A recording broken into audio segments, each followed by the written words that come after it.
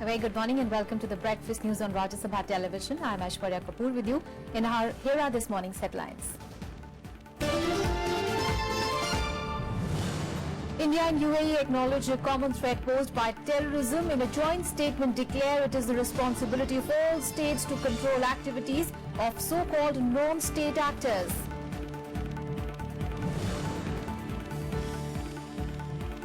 Ten soldiers killed in avalanches in Gurez sector near line of control. Rescue operations underway. High danger avalanche warnings issued for J&K and Himachal.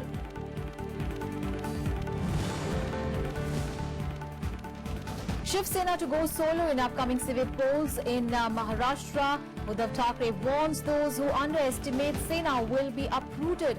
Chief Minister Fadnavis says the change will happen irrespective of alliances. Mexican president cancels a planned trip to US. A decision after President Trump tweeted that he should cancel his visit if Mexico is unwilling to pay for the border wall. And England beat India by 7 wickets in T20 international played in Kanpur, lead the 3-match series 1-0.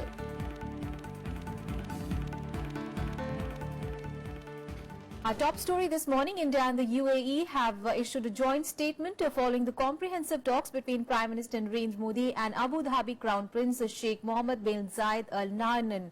Now, the two countries termed their ties as time-tested and vow to further intensify the wide-ranging bilateral engagements, including in strategic areas of security, defense and energy. The two sides acknowledged the common threat posed by terrorism to peace and security. They declared that there could be no justification for terrorism anywhere and condemned efforts included by the states to use religion to justify, sustain and sponsor terrorism against other countries. The two leaders further pointed out the responsibility of all states to control the activities of the so-called non-state actors. The two sides agreed to coordinate efforts to counter radicalization and misuse of religion by groups and countries for inciting hatred and perpetrating acts of terrorism. Well, the two sides have also decided to come up with an action plan by June to increase bilateral trade by 60% over the next 5 years. Now let's get you all the news from election-bound states.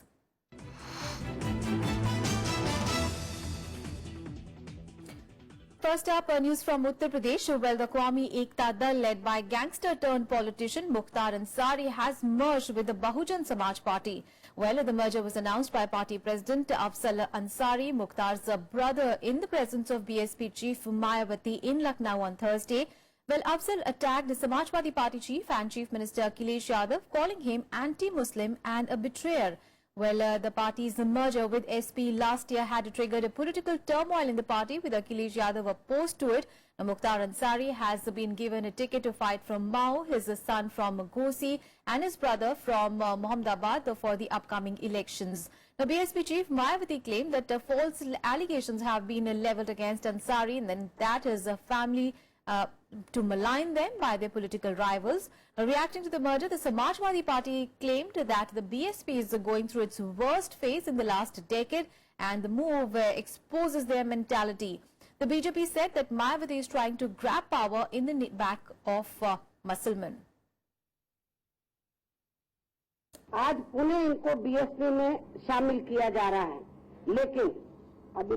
लेकिन इससे पहले यहाँ मैं ये भी कहना चाहूंगी कि इनको अर्थात मुख्तार अंसारी परिवार को खासकर पूर्वांचल के कृष्णा नंद राय की हत्या से जो जोड़कर देखा जाता है, तो ये घटना सन 2005 में सपा सरकार के समय में घटी थी, जिसे अब वर्षों बीत चुके हैं, जबकि इस मामले की सीबीआई जांच भी हुई है।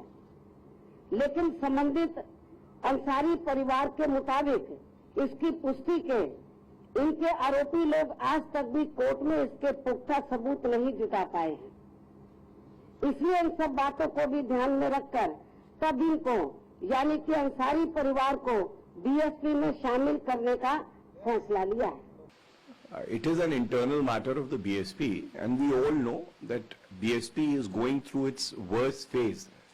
that it has seen in the last 1 decade. Miss Mayawati sleeps for 5 years and she is not even connected with the voters of Uttar Pradesh, and during elections she is reminded of the people of Uttar Pradesh. She will get a befitting reply. Mukhtar Ansari परिवार के समर्थन में उत्तरी बसपा प्रमुख ने उन्हें मुकदमे का क्लीन चिट देने का भी काम किया। जो काम न्यायालय का है उसकी भूमिका में मायावती जा रही हैं। बिजली, पानी, सड़क, स्वास्थ्य, शिक्षा, सुरक्षा, इसकी उनके पास कोई नीति नहीं है, कोई कार्यक्रम नहीं है, और सिवाय राजनीतिक जुमलेबाजी से वो उत्तर प्रदेश के चुनाव में जाति और मजहब के नाम पर वोट बटोरने की कवायद कर रही हैं। उत्तर प्रदेश की जनता समझदार है, वो अपने मुद्दों पर, सकारात्मक मुद्दों पर मतदान करने वाली है। देखिए, टिकट नहीं मिला तो कहीं ना कहीं तो जाएंगे ही। अब उनका आखिरी डेस्टिनेशन वही बीएसपी रह गया है, और बीएसपी अगर उन्हें टिकट दे रही है तो आप जानते ही हैं कि उसके पीछे क्या वजह हो सकती है। मैं समझता हूं कि इलेक्शन के मौके पे आना जाना तो लगा रहता है, इससे कभी ये तय नहीं हो सकता कि कौन आदमी किस तरफ है। Well, in Uttar Pradesh, today is the last day for withdrawal of candidates for the first phase of elections. Well, nominations for phase 1 began on 17th of January. The scrutiny of papers took place on Thursday, and the polling for the first phase will be held on 11th of February. Now, 73 constituencies spread over 15 districts in Uttar Pradesh will go to polls in the first phase. Also, today is the last day for making nominations for the second phase of elections, and the scrutiny of papers will take place on 30th of January. And the last date of withdrawal of papers is 1st of February. And polling for the second phase, in which 67 constituencies in 11 districts vote, takes place on 15th of February. Now, voting in Uttar Pradesh for the 403-member assembly will take place in 7 phases. News from Uttarakhand now. Well, it is the last date for making nominations for Uttarakhand Assembly polls, and the nominations for the polls to the 70-seat Assembly began on 20th of January. The scrutiny of nominations will take place on 30th of January, and 1st of February is the last date for the withdrawal of nominations. Well, polling will take place on 15th of February, and the counting of votes will take place on 11th of March. News from poll-bound Punjab now, and starting today, Prime Minister Narendra Modi will lead the BJP Akali election campaign in the state. Well, he will address a public rally in Jalandhar today and in Ludhiana on Sunday. Well, earlier this week, Union Minister Vijay Sampla took stock of the preparations ahead of the Prime Minister's rally at Jalandhar's PAP grounds. Now, senior BJP leaders Arun Jaitley and Rajnath Singh have also campaigned for its candidates in Punjab ahead of 4th of February elections. And now, with only a week left for the crucial Punjab polls, now Congress Vice President Rahul Gandhi will begin his 3-day visit to the poll-bound state, where he is scheduled to address the 3 rallies along with several public meetings. Now, he will address a public meeting in Majita today. He will also address the rallies at Akali strongholds Lambi and Jalalabad, which have been represented by Chief Minister Prakash Singh Badal and Deputy Chief Minister Sukhbir Singh Badal, respectively. Well, during his visit, Rahul Gandhi may officially announce Captain Amarinder Singh as Congress's chief ministerial candidate for Punjab.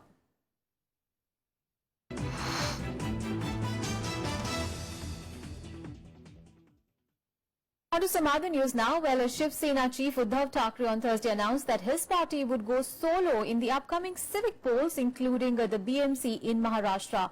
Well, Thackeray remained non-committal whether it would continue as the junior alliance partner in the NDA government. In a combative speech aimed at galvanizing his party workers, Thackeray raked up the controversy of the replacement of Mahatma Gandhi's photographs with Prime Minister Narendra Modi's on the calendars of Khadi Udyog. He also blamed the BJP for insulting the Sena and said that his party will not go for an alliance in the upcoming civic elections and will unfurl the saffron flag in Maharashtra all alone. Meanwhile, reacting to the development, now Chief Minister Devendra Fadnavis said that the change will happen in the state irrespective of whoever comes along with BJP. Remember, in the 2012 BMC polls, Sena contested 158 seats and it won 75, whereas the BJP won 32 out of the 69 seats that it had fought. Now, elections to 10 municipal corporations, including Mumbai, Pune, Nashik and Nagpur, will be held on 21st of February. Well, elections to 25 Zilla Parishads will be held in 2 phases on 16th and 21st of February. Bharatiya Janata party Mumbai महापालिका में पारदर्शिता लाएगी, खड्डे मुक्त भ्रष्टाचार मुक्त मुंबई महापालिका देवेंद्र फडणवीस के नेतृत्व में बनाएगी। आप आओगे, आपके साथ, अन्यथा आपके बगैर मुंबई में पारदर्शिता लाएंगे। जिस तरह से भारतीय जनता पार्टी शिवसेना को समाप्त करना चाहती है, नगर पालिका महानगर पालिका के चुनाव के बाद निश्चित रूप से महाराष्ट्र की राजनीति पे उसका परिणाम होगा।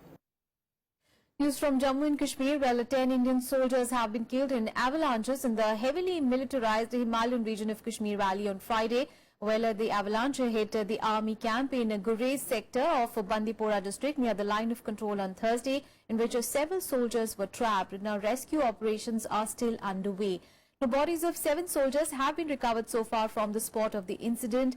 Also, a high danger avalanche warning now has been issued again for today for some avalanche-prone slopes of Jammu and Kashmir as well as Himachal Pradesh. Now, Kashmir is experiencing a heavy snow this week, and authorities have warned of a high danger of avalanches over the next 2 days. Now, power and communication lines are also cut in some areas. Now, Prime Minister Narendra Modi has expressed grief over the death of soldiers due to avalanche in a Gurez sector of Kashmir. Well, in a tweet, Prime Minister Modi said that he is deeply saddened at the death of brave soldiers in the incident. The Prime Minister said that he has directed the authorities for speedy research and rescue operations. Rescue operation on है। अभी तक जो है हमारे पास जो latest information आई है उसके मुताबिक 10 लोगों की डेड बॉडीज रिकवर हुई हैं और एक जो है वो जो है जिंदा रिकवर हो गया है, तो 4 अभी भी मिसिंग हैं। Meanwhile, cold wave conditions further intensified in North India as the region is experiencing intermittent rains and snowfall. So let's take a look at the cold wave conditions across several states in the region. Well, in Himachal Pradesh, normal life has been thrown out of gear. The higher hills are experiencing intermittent snowfall. Power supply has also been disrupted in several areas. Landslides have been reported, uprooting trees and obstructing vehicular traffic. The Met Department has predicted more snowfall in the next 24 hours. Meanwhile, in Delhi, Punjab and Haryana, moderate to heavy rain has been reported from various places. Light hailstorm has also been reported from some areas. Now, low-lying areas have been waterlogged. The Met Office has said that the rain is due to western disturbances and that more rainfall is likely in the region. Let's move on in the bulletin now. Well, India put up a grand show to celebrate its 68th Republic Day on Thursday. Well, the country's military might was on display at Rajpath, as was its cultural brilliance. Well, the elite Black Cat Commandos and the Made in India Tejas combat aircraft made their Republic Day debut under the overcast sky. While President Pranab Mukherjee took the salute, Prime Minister Narendra Modi sat with the Crown Prince of Abu Dhabi, Sheikh Mohammed bin Zayed Al Nahyan. The parade also saw a flypast by the Indian Air Force. Now, here are some of the glimpses from the colourful parade. India's military prowess and achievements were showcased before the world at Rajpath to mark the country's 68th Republic Day.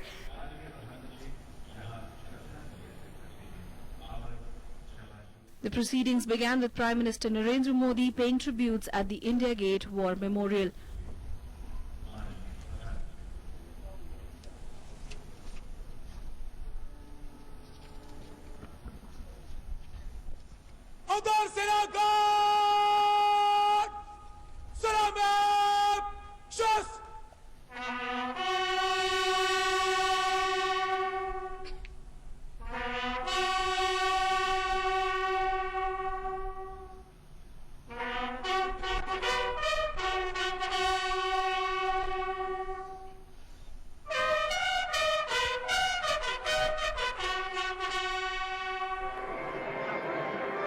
Later, President Pranab Mukherjee and this year's chief guest, the Crown Prince of Abu Dhabi, Mohammed bin Zayed Al Nahyan, made their way to Rajpath with presidential bodyguards in tow.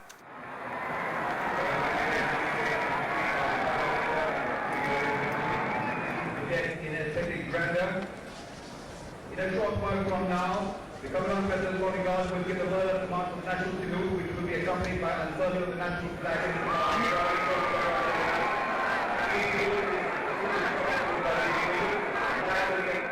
The parade started with a military contingent of the UAE marching down Rajpath. This was only the second time a foreign military contingent took part in the Republic Day parade. A 149-member UAE contingent constituting the UAE Presidential Guards, the Air Force, the Navy and Army contingents were part of the parade.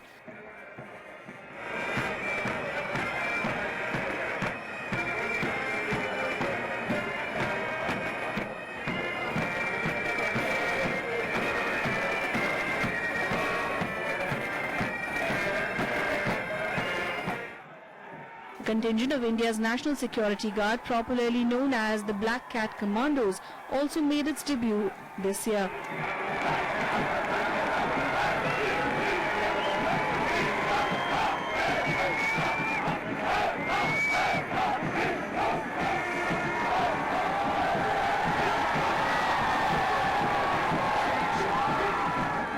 Unmanned.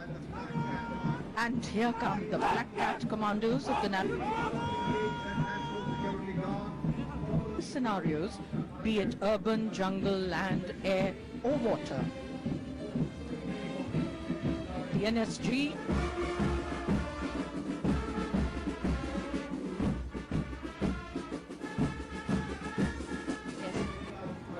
and behind the canter of the hooves you can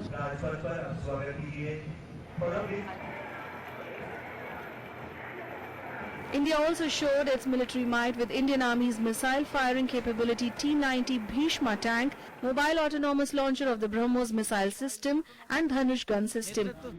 captain Sunit Lopes के हाथों में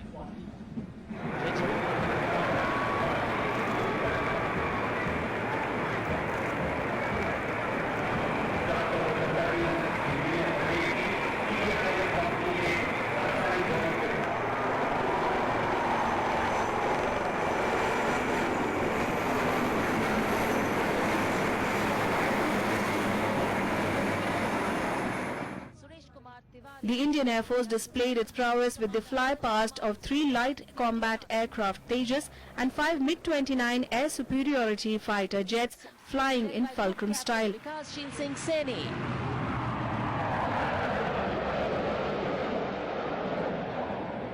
Squadron with Wing Commander Vipul Mishra. And there it goes.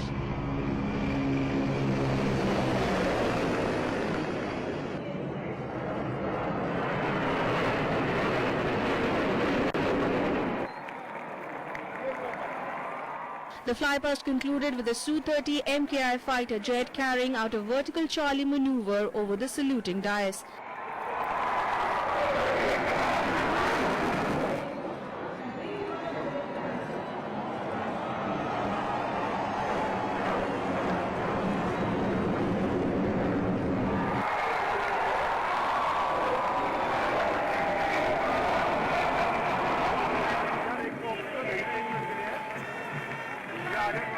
The Camel Regiment of the Border Security Force and daredevil stunts by motorists of the Corps of Military Police were greeted with loud cheers from the people.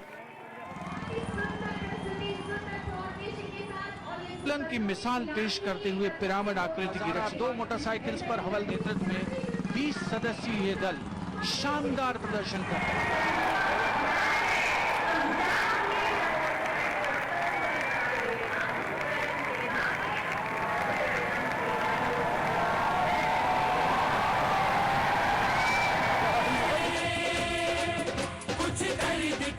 There were colourful tableaux from 17 states and union territories and 6 central ministries and departments showcasing the varied historical, artistic and cultural heritage of the country.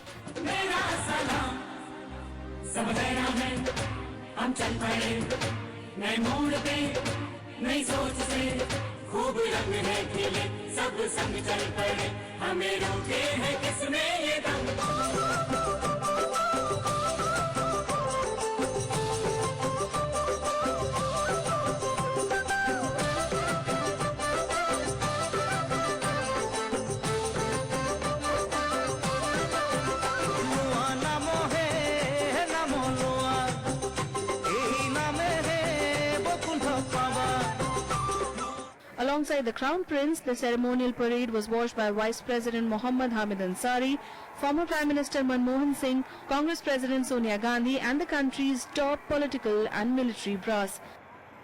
Undeterred by the cold and rain, thousands of people turned up at the venue to witness the event. Security was tight at the parade venue and across the city, where tens of thousands of police and paramilitary personnel were deployed on streets and rooftops. Bureau Report, Rajya Sabha TV. And on the occasion of the 68th Republic Day, now the national capital, including India Gate and Rashtrapati Bhavan, also turned into the colours of the tricolour. Well, this after the nation showcased its rich cultural diversity and achievements in various fields that was displayed at the majestic Rajpath during the parade.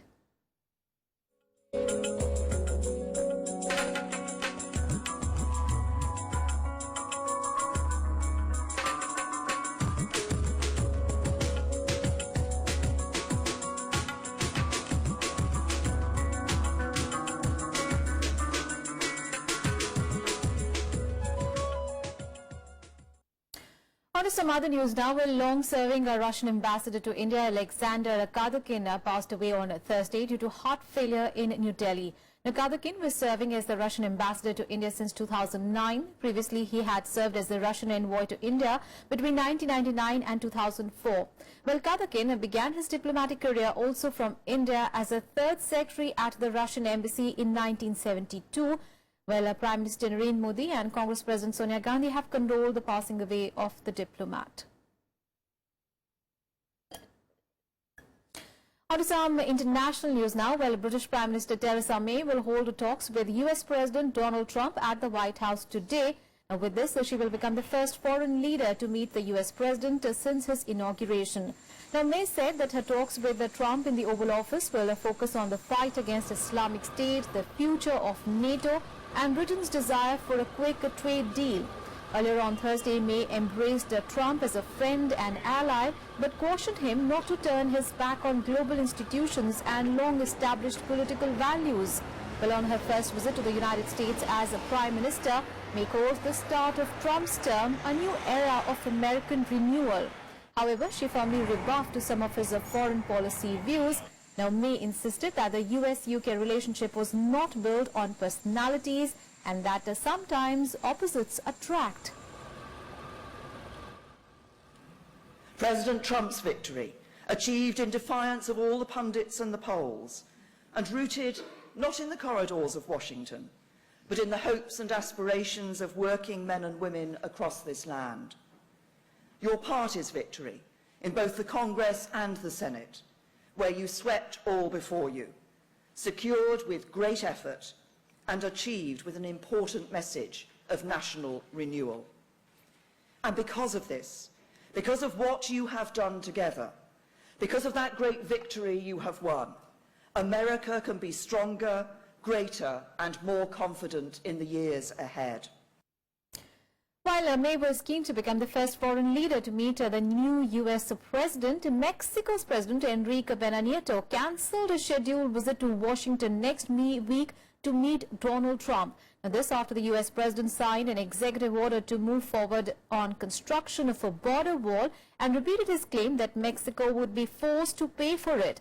Earlier, the United States president had tweeted that Mexico should cancel the meeting if it was not prepared to pay for its proposed border wall. Well, responding to that tweet, Mexican President Pena Nieto said on Twitter that this morning we informed the White House that I will not attend the work meeting planned for next Tuesday with the porters. He added that Mexico reiterates its willingness to work with the United States to reach accords that favor both nations. Meanwhile, Trump later in a speech to Republican lawmakers in Philadelphia said that meeting with the Mexican president would have been fruitless. Border security is a serious national issue and problem. A lack of security poses a substantial threat to the sovereignty and safety of the United States of America and its citizens. Most illegal immigration is coming from our southern border. I've said many times that the American people will not pay for the wall. To that end, the President of Mexico, and myself have agreed to cancel our planned meeting scheduled for next week. Unless Mexico is going to treat the United States fairly, with respect, such a meeting would be fruitless, and I want to go a different route. We have no choice. Now to some cricket news now. Well, England defeated India by 7 wickets in the first T20 International at Green Park Stadium in Kanpur on Thursday. Well, the visitors achieved the target of 148 runs for 3 with 11 balls remaining. Well, Ian Morgan contributed 51 runs while Joe Root made an unbeaten 46. While Yuzvendra Chahal picked up 2 wickets for India, while debutant Parvez Rasool also picked up 1. Earlier, the hosts made 147 for 7 in the stipulated 20 overs. With this win, England now leads the 3-match T20 series 1-0. And the second T20 International will be played in Nagpur on 29th of January. Well, if you don't get enough runs on the board, I think both look difficult. Today was a case where I think we were about 30-35 runs short. 150 was a below par score, to be honest, on that sort of wicket. If we bowled better, we could have made a good fight of the total we had on the board, but I think about 170, 175 would have been a more competitive total. I wouldn't say a match-winning one still, because the ball was coming on nicely. Yeah, I think so. I think it was pretty complete performance, certainly as complete a performance as we produced on this trip. To win the toss and bowl, there's always a bit extra pressure on the bowlers to produce exactly what's needed on that particular wicket, especially bowling at a guy like Virat first up, and I thought we handled that really well. And from cricket to tennis, well, Venus and Serena Williams have set up an all-American final at the Australian Open after the sisters came through the semi-final matches. Well, it will be their 9th meeting in a Grand Slam final. Meanwhile, in the men's singles, Roger Federer overcame a tough challenge from compatriot and world number 4 Stan Wawrinka to reach his 5th Australian Open final. It will be an all-Williams sisters final at a Grand Slam for the 9th time. Both Serena and Williams came through to set up a summit clash for the women's singles title. In the first semi-final, 13th seed Venus came from a set down against fellow American Coco Vanderwerf to reach her first major final since 2009. Vanderwerf had seen off world number 1 Angelique Kerber and French Open champion Garbiñe Muguruza to reach the last 4. But she could not maintain that level in the semi-final despite winning the first set in a tie-break. The vastly experienced Venus then upped her tempo in the next 2 sets to see off her compatriot 6-7, 6-2, 6-3. In the second semi-final, Serena, who's vying for an Open-era record 23rd Grand Slam singles title, saw off unseeded Croat Mirjana Lucic-Baroni in straight sets. The world number 2 was ruthless in her 6-2, 6-1 victory over the Croat, who had last played Grand Slam semi-final 18 years ago. She's basically my world and my life, so she means everything to me, and I was so happy for her, obviously, and I just couldn't be happier for the results, and for us both to be in the final is the biggest dream come true for us. In the men's singles, 17 times Grand Slam champion Roger Federer beat compatriot Stan Wawrinka to reach his first final since the US Open in 2015. In a grueling contest, Federer took the first 2 sets comfortably, breaking Wawrinka once in each set. After going neck and neck in the first few games, Federer finally broke in the 5th to take the advantage and close the match 7-5, 6-3, 1-6, 4-6, 6-3. He will next face either old nemesis Rafael Nadal or first-time finalist Bulgaria's Grigor Dimitrov for a place in Sunday's final. In the mixed doubles, Leander Paes and his Swiss teammate Martina Hingis bowed out in the quarterfinals.